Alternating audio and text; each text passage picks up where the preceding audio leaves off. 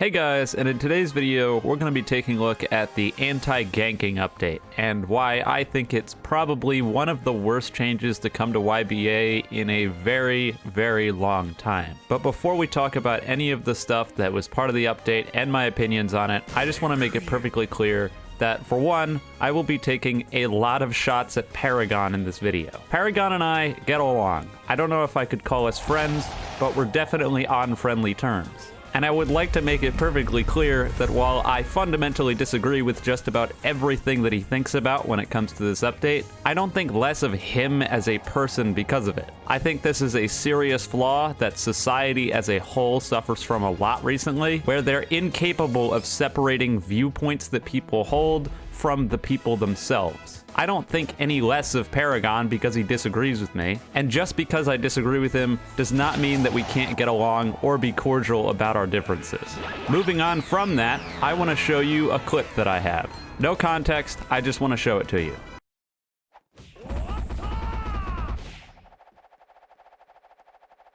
Some pretty intense stuff there, I know. We're going to be getting back to that clip later after I've talked about everything I have to say, but I just wanted it to be there for some context. Moving on, what is the anti-ganking update for those who are still unaware because they're either banned from the Discord or just don't know because they're not in the Discord, don't check it, etc. Basically, in the most recent update, they made it so that if you're getting barraged, then you can't take any damage at all from outside sources. The intent of the update was to make it so that you can't barrage someone and then go behind them and hit them with really powerful moves, effectively killing them instantly. That was the idea. What did the update really do? Well, it completely ruined the 2v2s mode and made it unplayable, in my opinion. And it turned SBR into a chase one guy around for 40 minutes because you don't really have any reliable way of dealing a ton of damage to someone on a large map where they can just constantly use movement abilities to get away. Mind you, it was already like this before. It's just it was harder for people to constantly run away for 40 minutes, because if you did manage to catch them with a barrage, you could actually do a sizable amount of damage. Now obviously, the biggest problem with this update is it makes both of these modes just kind of suck to play, especially 2v2s, maybe less so SBR. But I think the real biggest problem here is that it almost seems like this was implemented with no foresight whatsoever. And that's hands down what frustrates me the most about the whole thing. Uzu was like, oh, mod suggested that we have this, okay, throw it in. Oh, wait, it ruined game modes? Ah, well, too late now. Like, come on, that shouldn't happen. That can't happen. How does that happen? Something like that pisses me off to no end. But I think I'm getting off track already because I'm really frustrated about this issue. So I'll structure things a little bit better right now. Starting things off, 2v2s. 2v2s, I don't think I really have to talk about. Paragon has already stated that he wants to try to get Uzu to revert the change in 2v2s, and so talking on that issue doesn't really make too much sense. If it already has the good potential to be hopefully resolved in the coming updates, then I'm not super worried, and I don't think that we need to talk about it. It's very annoying that I basically just can't play this game mode right now, but oh well, it's not the end of the world. I'll wait. Moving on to SBR and main game, where this change also should not be applied, and has really no reason to be applied. Why is that?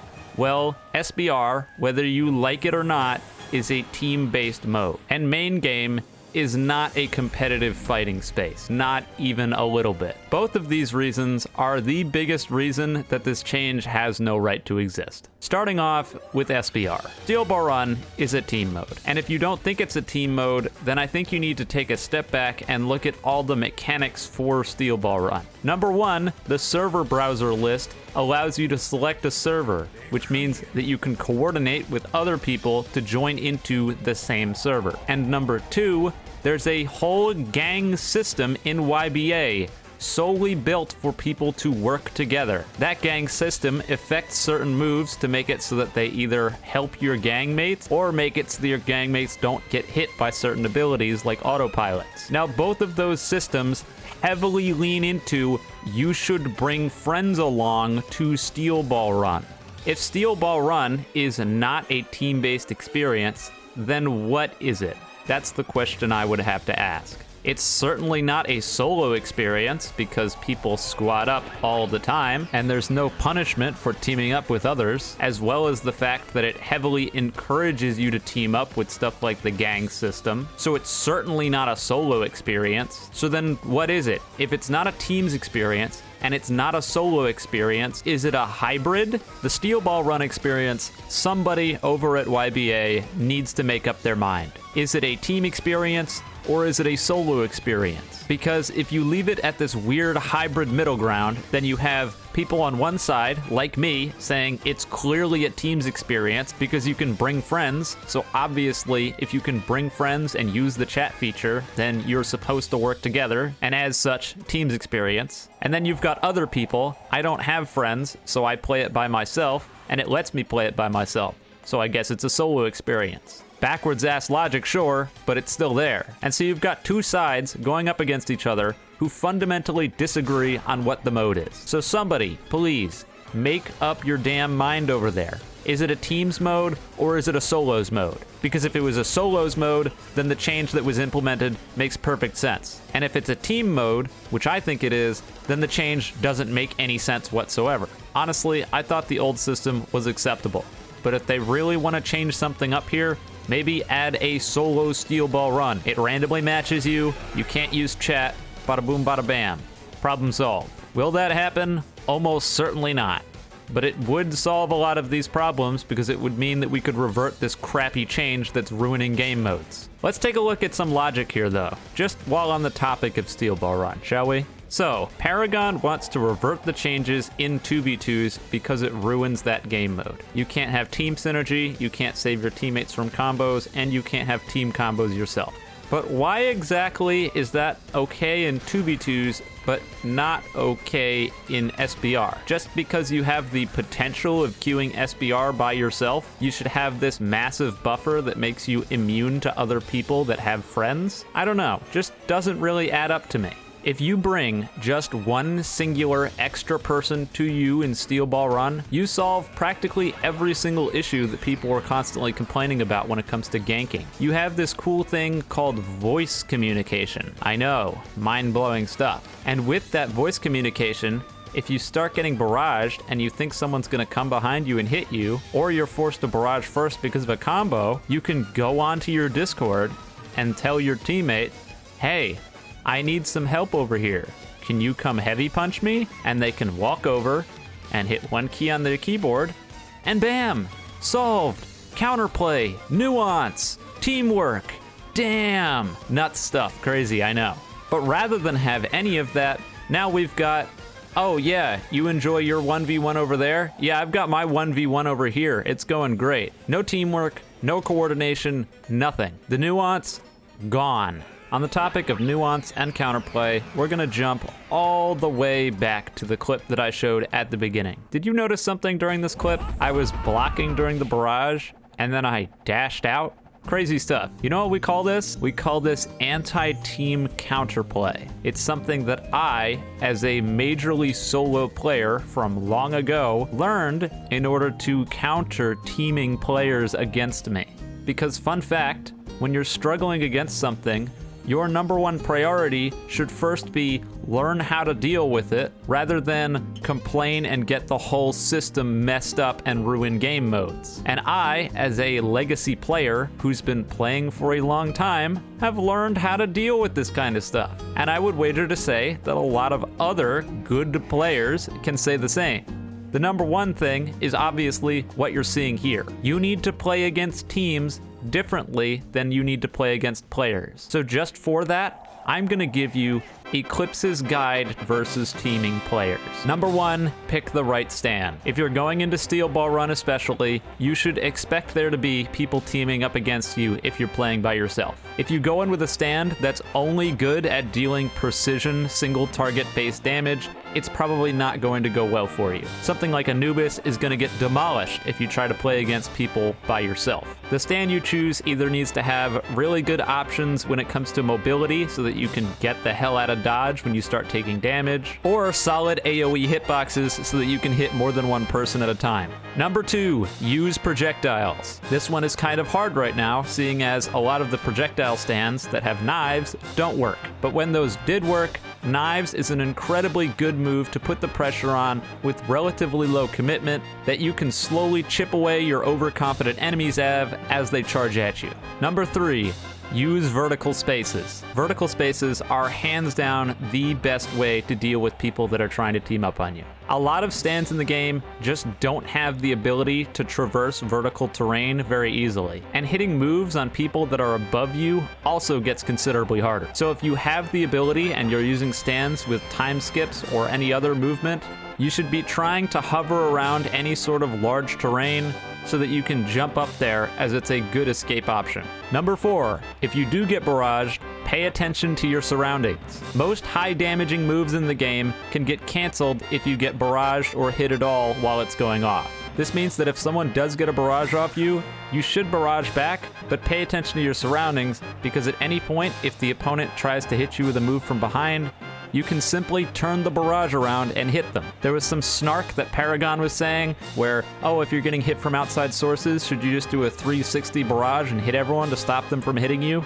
Yes, that is exactly what you should be doing, and something that I, as well as many others, have been doing for ages. If you spin your barrage around, you can stop people from doing moves. The person who's barraging you, in order to keep you stunned, is still going to be barraging you, so they can't do any more damage than the barrage they're already doing. Much better to just tank some of that damage than to tank a damage from the hand erasure. Number 5, and probably the most important, waste their time. The more time that you waste on someone that's trying to team up on you, the more frustrated they're going to get, and the more horrible decisions that they'll make over time. If they feel like there's no way that they can catch you, then they'll start getting desperate, doing stupid things, and you can capitalize off of that. The best case scenario here is use your movement abilities to get on top of some sort of vertical space where others can't get you, and have 1 or 2 people follow you up there so that you can fight more on your terms rather than theirs. And finally, as a bonus, number 6, if you're going up against more than probably 3 people, you cannot win. And frankly, you shouldn't be able to win. Going up against 3 people by yourself should be a death sentence. That's a severe outnumber. And in almost any game that you can play, if you go up against 3 people by yourself, there is a very, very, very good chance that you will lose. And it's like that because that makes sense. You shouldn't be able to reliably beat 3 people by yourself. That doesn't add up. If you think it does add up, I don't know what kind of drugs you're on. If people outnumber you 3-1, why would you expect to win? I don't know, man. Doesn't make sense to me. So there you go. There's Eclipse's crash course to teaming players. As someone who's been playing for over a year at this point, and frankly has played most of those hours solo, and consistently wins 2v1s and even 3v1s sometimes, that's the way you do it. But you know what? Most of this has been talking about Steel Ball Run for the longest time, so let's finally jump over to main game. The anti-ganking stuff in main game is just kind of dumb. Main game isn't a competitive fighting space, and if you think it is a competitive fighting space, then I raise you hiding inside of boss NPCs, teleporting to boss dimensions people can't get to, sitting on sewer ladders for 20 minutes, glitching out of the map, etc., etc. I'm sure there's more I could come up with. That's just what comes to mind right now. So with all those imbalances and all that stupidity that goes around in main game, does this anti-ganking competitive viability change make any sense to be applied to this game mode? I mean, keep in mind, I don't play main game. So, do I have too much room to talk here? Probably not. I can't play main game. If I do, I get hunted down by a lot of people. And fun fact, but if you get hunted down by a lot of people, you can't win. And you shouldn't be able to win. As someone who's heavily affected by teaming, you would think that I'd be all for this change. But I don't think about this selfishly, I think about the game as a whole and how it doesn't make sense. I, as one person who gets ganked consistently, have learned to try to adapt to that, or just avoid the modes that involve those problems. I know for Steel Ball Run, you can't really do that. You have to go in there to get corpse parts. That's something that if it were up to me, I would change and add more reliable ways for solo players to get that stuff done. But I don't make the game. I can't make the game. I can't code. All I can do is sit here in front of you and talk about it. But with that kind of stuff, I think I'm winding down with this because this has been pretty all over the place. Just to touch on a few things that couldn't really fit anywhere else, so I guess I'll put them here. There's a lot of talk about skill and what's skilled play, and how teaming doesn't require any skill when going up against a solo player. And yeah, it doesn't require skill, and it shouldn't. It should require less skill because you're outnumbered. That should be a given. I would think that that's a given, but apparently it's not. And I don't think there's anything wrong with the skill of taking a player down going down dramatically when you have another player involved. As I said, fighting outnumbered shouldn't be easy. It's stupid to assume that it should be easy. So I think bringing skill up into the matter and saying, oh, if you barrage and then someone hand swipes, then that doesn't require any skill. Yeah, it doesn't require any skill. It requires you to go make some friends or work together with someone. And you have an equal opportunity on that. If you're tired of it and you're complaining no skill teaming, then go out and make some friends. Go make a gang.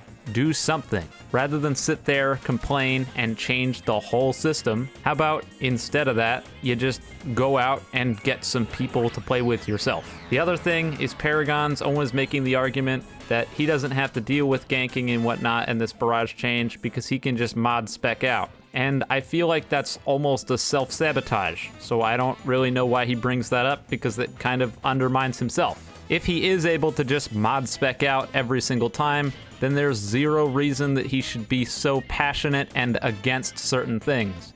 And it's very clear by the polls that he's made and the conversations that I've seen in general chat that he's heavily against this change being reverted, which is something that he should not care about because he can just mod spec out. So that just seems like a loop of logic there, and I don't understand it. More cadence to the fact that I don't think that people that play with mod specs consistently should make balanced decisions, but you know what? There's nothing I can do about that. Regardless, I'm sure I've forgot a lot of stuff, but that's about all I have for now. Let me know what you think in the comments. Do you think you should be able to reliably beat people just as easily as a 1v1 when you're outnumbered?